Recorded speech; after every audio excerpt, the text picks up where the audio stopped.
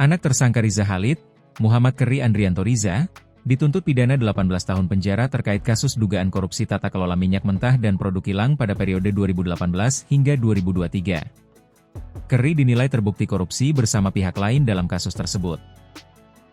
Kami menuntut agar Keri dinyatakan terbukti secara sah dan meyakinkan bersalah melakukan tindak pidana korupsi yang dilakukan secara bersama-sama dalam kasus tersebut, sebagaimana dalam dakwaan primer, ujar Jaksa Penuntut Umum dari Kejaksaan Agung, Kejagung, Triana Setiaputra dalam sidang pembacaan surat tuntutan di Pengadilan Tipikor pada PN Jakpus, Jumat, 13 Februari 2026.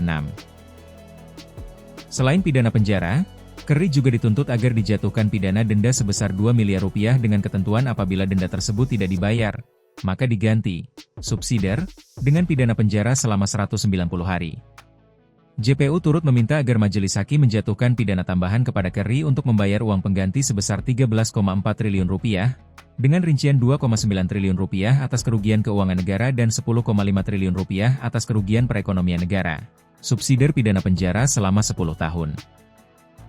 Atas perbuatannya, Keri diyakini bersalah melanggar Pasal 603 Yungto Pasal 20 huruf C KUHP Nasional Jo. Pasal 18 Undang-Undang, UU, Nomor 31 Tahun 1999 tentang Pemberantasan Tindak Pidana Korupsi sebagaimana diubah dan ditambah dalam UU Nomor 20 Tahun 2021.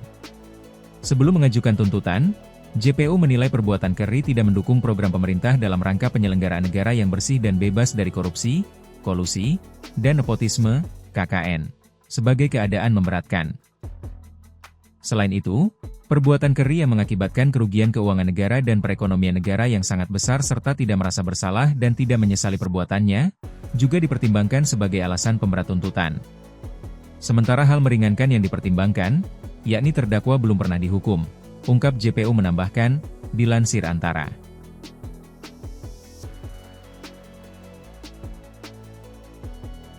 Keri didakwa perkara diri.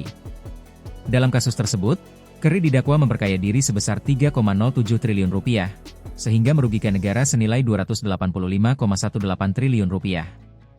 Dalam pengaturan pengadaan sewa 3 kapal milik PT JMN, Keri didakwa memperkaya diri dan Dimas melalui PT JMN sebesar 9,86 juta dolar AS atau setara dengan 162,69 miliar rupiah, kurs Rp16.500 per dolar AS, dan 1,07 miliar rupiah.